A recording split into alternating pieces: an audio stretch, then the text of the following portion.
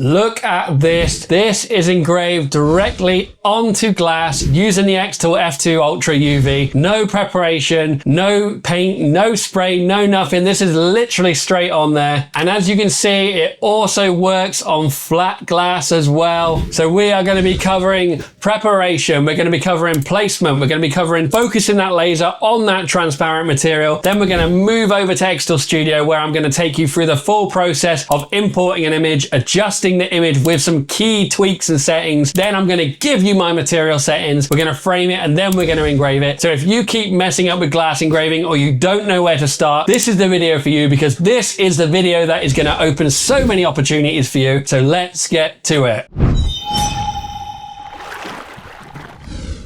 So I have two different types of glasses here. This is obviously a cup, a glass cup, and it is a very cheap one that I just bought from a local supermarket. And then you've got this glass coaster. It's got some rubber feet on it. And these are purchased from Amazon, I believe. I got a pack of 4 or 6 of them. Either way, both are fairly inexpensive and both will work with the setup and the settings I'm showing you today. We will be doing the flat engraving. The actual cylindrical cup I did on an RA3 rotary tool. If you want to see that, mention it in the comments and I can do a further video for that. But today we will be doing this, so let me show you how to set it up. In terms of placement, this bit is very important, so listen carefully here. This is a transparent material, so the laser is going to travel through it, okay? So if you just put it on your base plate and engrave onto it, you will mark your base plate, okay? So there are a couple of things that we can do to divert from that. We ultimately need to raise it up and have it far enough that the laser beam, once it penetrates it, it diffuses at the bottom and it will not mark it. In this case, I'll be using my self-centering jig because one other feature I designed into it is with these standoffs in the middle, it allows you to accurately and centrally position the coaster so that it's far enough from the bottom that it will not penetrate and damage anything else, protecting your laser and also giving you an easy to engrave surface. So let's move on to the next bit, which is focus. One of the hardest things with glass is focusing it, because as you can see, those 2 dots have passed through the material onto the bottom. So knowing when it's touching the actual top is really challenging. So the way we'll get around that is using a standard piece of paper, and if I lay that on top just like that, you will see those dots are far apart. So using the touch control just here, we are going to raise the level up. So we're going to press the up key and you should see those dots getting smaller and smaller together. We're going to do that until we are happy. What I will say is I'll push it down and hold it in place. So what you want to do is push the paper down to make sure, because look, it looked like we're good but we're still not. And then once it's pushed down and it's focused,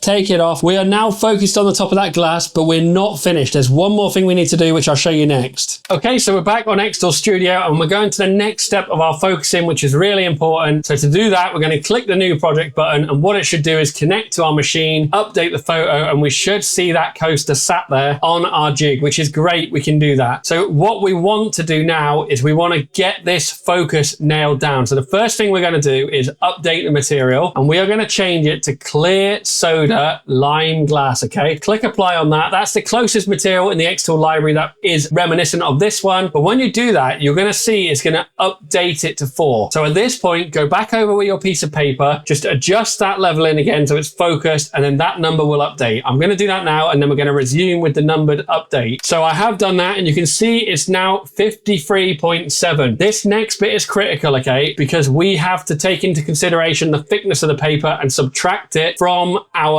material height, and that is 53.6. Piece of paper is 0.1 millimeter, so we're going to change that to 53.6 millimeters. There you go. We are now focused to the top of that material, which is exactly where we need to be. Some people defocus, some people add focus. I am doing it directly on top of the surface. Let's move on to our next step. So it's time for us to import our image. So we are going to click that plus symbol over here on the left, and we are going to select Mr. Bean there. So I've previously remove the background. It has come in oversized, so I'm just going to drag it down a bit. So you'll see it has no background to it. If your image has a background, I recommend removing the background, because if you don't, it will wash out the photo, and the photo is the most important part in my opinion. What I'm also going to do is hit that crop button, and I am going to drag that bounding box just to the top of his head so that if I do a rectangular frame, it accurately represents the size of this photo. So there you go. We've got that in there. What I'm also going to do in this case today is I'm going to add a circular mask to crop around the photo so it's a nice circular image. I know it's a square coaster, it would look better on a round coaster, but I just want to show you how to do it. And the way you do that is right clicking and then selecting create mask. And over here on the left, you are going to be given a load of options for custom mask shapes. I'm going to hit that circle, and now you're going to see I just need to reposition it a little bit. And what I will do is drag that box a bit bigger just so I get some of the tie and some of the suit in there. But overall, I'm happy with that. So I'm going to click done, and then you'll see it will remove the rest of the photo. So let's position it centrally. And one of the beautiful things about this self-centering jig is if we centrally align our image, and another way we can do that is by going up here, clicking align and align center there, then we know using our jig and having that positioned, it is all centrally located, which is absolutely amazing. So there you go. In my opinion, that picture is perfectly placed. So let's go on to image prep. This bit is key. So you'll know that I am an advocate normally for using, and I've just clicked the adjust button if you're not sure what I've done, for using auto adjust on xTool Studio. I really like it. It does a great job. However, what I found in this case is when I used auto adjust, personally, it makes the image a bit too bitty and a bit too light. And I feel like the light travels through it and it doesn't stand out as well on the glass. You can try it yourself to see what you think. But in this case, we're going to be manually adjusting it. So the first thing we're going to do is we are going to invert our image. You need to invert an image when you're engraving onto glass. That is very critical. And what you'll see now is what was dark before is light and what was light before is dark. So the way to look at this is anything that is light is going to have very little laser power applied to it. It will almost remain transparent with a little bit of dots and specks. Anything that is dark is going to get more laser power and it's going to end up getting a nice white frosted finish. So that being said, the reason I say that is because when we're editing our photo, we need to try and ultimately limit the white areas, because more white means more transparency, which means your photo won't come out entirely great. The way I like to do that, and normally in the past, you guys know, I will use auto adjust, but I don't like what it does in this case. So what I like to do is I like to lower the contrast. I tried -10 before, and you'll see it adds a bit of a cloudiness to the image. But that cloudiness also helps it pop out more when it engraves it. I think I adjusted the brightness a little bit to lower it. As you can see there, I think I lowered it probably. You see how the hair's gone from a white to a gray? That for me is important because I want it to actually engrave the light areas. Key. I also up the sharpness to about 10 to get a bit of that detail, because by reducing the contrast and the brightness, we're probably washing out the photo a bit. We can compensate for that with the sharpness increase. So I'm going to go with those settings there, -10, -10, and 10 sharpness. Inverted, I will click the grayscale button. It doesn't really make a difference because that image is grayscale anyway. But if you didn't have a black and white photo, click that grayscale. So there you go. In my opinion, that is going to give you a great starting point, but you can adjust those settings yourself and get your own refinement. Each image is different, so each image is going to need slight different tweaking. So let's move on now to the next step. So the next thing we're going to do is we are going to frame our image, and framing is basically where we take our image, put a light line onto our object and make sure it's positioned correctly. To do that, we're going to select our image, and in the bottom right, we're going to click those 3 dots on our framing. I'm going to do a rectangular outline, so it's just going to show the square, but you can do an outline of the actual shape of the person if you really want to precisely accurately do it. My light power is going to be 10 because it's transparent. I want every chance of seeing it. So once you've got that, click that framing button and let's go and take a look and see where it stands. So one of the challenges with framing on a transparent material is it goes through it like that. However, if you look at an angle, you can just see a rectangular line on the top face. Worst case scenario though, if you're really not sure, put your paper down on top of it and just get an idea of where it is from that. Both tips work, both ways are, but I am happy with that positioning. So now that we're happy with the framing, we're going to move on, which is applying our material settings. So by default, the setting we have, which is clear soda lime glass, it will give you these settings. They might work okay. I found they were very washed out and faded, so I've done a lot of testing to get where we are today, and I've got these results by the hard work that I put in, and I'm going to share them with you, don't worry. What I will say is I have set it up as a saved setting within my material library. If you want to know how to do that, check out the tutorial on our xTool Studio tutorials where I show you how to add your own custom materials. So let's stop for a minute. I just want to give you a quick message. So I am making these videos to help you guys hit the ground and make your own dreams of owning your own business come true. So if you want to support the channel and give a little something back, please subscribe, please like, please comment down below. And if you are interested in getting an xTool machine like the F2 Ultra UV, then check out the affiliate links in the description below. It really helps support this channel and it allows me to keep on making these videos videos for you. Let's get straight back to it. So let's select that and let me show you what we've got here then. So 748 dot duration, 94% power, 505 DPI, 40 frequency. And as you'll see here, I have 2 passes. This is going to double up the engraving time. What I will say is 1 pass does produce nice results. 2 passes produces excellent results. So if you just want a quick engraving, go for the 1. If you want to really get a great finish, I recommend 2 passes. So we're going to click that process button and it is going to give us our time. And in this case, it's 13 minutes and 20 seconds, which is pretty good really. Like I said, we're doing 2 passes. You can do 1 pass, which would half that time to about 7 minutes or just shy of 7 minutes. And it would look good. But like I said, 2 passes will make it look amazing. That's your choice. You can do what you want there. So let's click that start button. We'll wait for the beep and let's get this started. I will be engraving with the lid up, but glass does produce a lot of offcuts and a lot of dust. So make sure you have some kind of pre-filter. You can check mine out if you want that one. Also, I recommend closing the lid and wearing safety glasses if you have to have your lid open. Extraction is also key. I have extraction that goes down to the air purifier. So make sure you have all those things set up. So let's move on and let's do this engraving.